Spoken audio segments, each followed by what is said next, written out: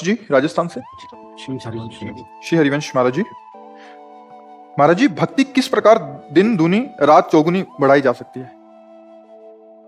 पहले हमको मार्ग तो पता होना चाहिए ना, हमको कहाँ जाना है, कितने मोड़ हैं, किस जगह से कहां से भटकाव हो सकता है, फिर हमारी रफ्तार क्या है, दिन दूना रात चौगुना बढ़ने के लिए हमारी रफ्तार क्या है, ये हमें सब पता हो तभी तो मार्ग को तय कर सकते हैं। तो पहली बात, इसमें चला किससे जाता है? ये मन से मार्ग चला जाता है, मन से। ठीक है, मार्ग क्या है? भगवान का निरंतर स्मरण करना सबसे पहला मार्ग का स्वरूप है। अंदर ही अंदर स्मृति, यस्य स्मरण मात्रेण जन्म संसार बंधनात् विमुच्यते नमस्तस्मै विष्णवे प्रभु विष्णवे। जिनका स्मरण मात्र संसार चक्र को रोक देता है और मुक्त कर देता है उस जीव को। तो भगवत स्मृति का तार राधा राधा राधा राधा मन से। जब निरंतर मन से आप नाम जप करने लगेंगे तो ज्ञान, वैराग्य, भक्ति सबका हृदय में प्रकाश हो जाता है। और जाना कहीं नहीं है, आना है, बाहर से अंदर आना है। हम लोग बाहर भटक रहे हैं जगत में, शरीरों में, भोगों में, हम लौट के अंदर आना है। दिन दूना रात चौगुना जो हमारी भक्ति बढ़ने का है वो बाहर से नहीं है। हम ज्यादा बाहर से इन बातों का महत्व नहीं देते क्योंकि खूब समझ बूझ कर बोल रहे हैं। आप आरती कर रहे हो, आपका चिंतन कुछ और चल रहा है। आप भोग लगा रहे हो, आपका चिंतन कुछ और चल रहा है। आप समझ रहे हो आप पूजा कर रहे हो, ये अधूरी है, इससे कोई लाभ, आंतरिक आध्यात्मिक जल्दी लाभ मिलने वाला नहीं है। आप पैसा कमा रहे हो, दूसरे को दान कर रहे हो, ये सब सांसारिकता के अंतर्गत है। शुभ और अशुभ दो प्रकार के कर्म है। ये अध्यात्म नहीं है, भक्ति नहीं है। भक्ति का शुद्ध स्वरूप समझना है। एक श्लोक में भगवान अपनी प्राप्ति का स्वरूप बता रहे हैं। क्या स्वरूप बताए? बोले अनन्य चेता सततम यो माम स्मरति नित्यशः तस्याहम सुलभा पार्थ सुलभा अहम सुलभा तस्याहम सुलभा पार्थ नित्य युक्तस्य योगिना। उसे भगवान ने नित्य युक्त योगी कहा है, जो निरंतर भगवान का चिंतन करता है। देखो, जप अलग चीज हो गई, माला और शब्द, पूजा अलग चीज हो गई, ये सब क्रियाएं। यहां जो बात समझनी वो अंदर की बात है।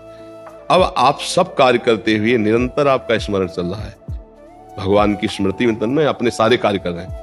अब ये दिन दूना रात चौगुना आपकी भक्ति बढ़ाती चली जाएगी। ये इसमें कोई बाहर की ना सामग्री है, न व्यक्ति है, न कोई बाहर का पदार्थ की बात हम कर रहे हैं। ये केवल अंदर के, और इसी में भगवान प्राप्त हो जाएंगे। इस श्लोक में लिखा है अनन्य चेता सततम यो माम स्मरति नित्य सहा तस्याम सुलभा आम सुलभा। मैं उसे सुलभ हो जाता हूँ। साक्षात दर्शन। और कहाँ दर्शन होते हैं? पहले यहाँ होते हैं, फिर बाहर होते हैं। जिधर देखो उधर वही नजर आते हैं। आपकी समझ में आ रहा है? स्मरण का अभ्यास बनाओ। जो नाम प्रिय हो, जो प्रभु का रूप प्रिय हो, उनका स्मरण, राधा राधा राधा, कृष्ण कृष्ण कृष्ण, राम हरि, जो नाम प्रिय हो, बार बार उसकी आवृत्ति करना। देखो ना, इसमें पैसा लगता है, न इसमें कोई जान पाएगा कि आप किस कोटि का भजन करते, नहीं जान पाएगा, कोई नहीं जान पाएगा ना। बाहर से कोई दिखावा नहीं, कोई और आप हम कह रहे कभी मंदिर न जाओ, आप कहीं मत जाओ, तो आपके यही सब प्रकाशित हो जाएगा। अच्छा, आप मंदिर में बैठे रहो और गलत चिंतन करो, कुछ हासिल हो जाए तो हमें बता देना। अंदर तो हमने जो पकड़ा, जो आपने जो प्रश्न किया ना, उसके अंदर हमने जो पकड़ा जीवन में, वो स्मृति को पकड़ा। सब कुछ कर रहे हो, भगवत स्मृति नहीं तो अधूरा।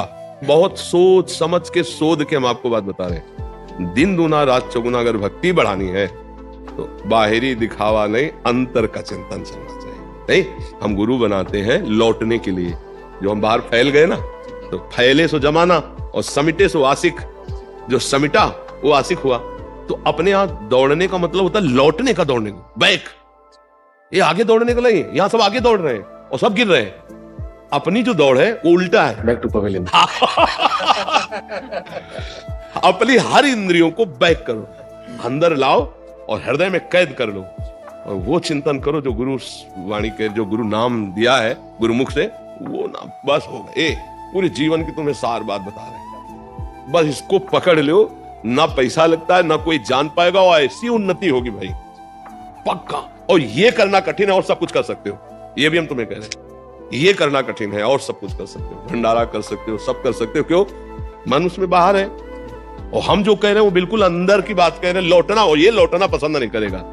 और ये इतना मतवाला हाथी कि आप लौटाने की कोशिश करोगे उतना ही फंसाता चला जाएगा बाहर। ये बहुत ऐसा नहीं कि हो गया सब काम, आओ लौटा के लाओ। मना कष्टान इंद्रियाणि प्रकृति स्थान कर सकती, पूरा जीवन लग जाता है लौटाने में। इसलिए समर्थ सदगुरुदेव का आश्रय लिया जाता है कि उनके पास अंकुश है इस मन रूपी हाथी पे मारा और उसको घुटने पे ला के बैठा दिया और चल अब इस पे बैठ के।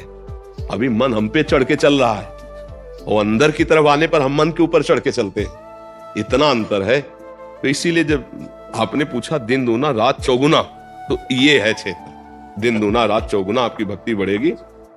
प्रभु मन में श्री हित हरिवंश श्री राधा वल्लभ चलता रह रहा है और सब आप ही के आशीर्वाद से चल रहा है।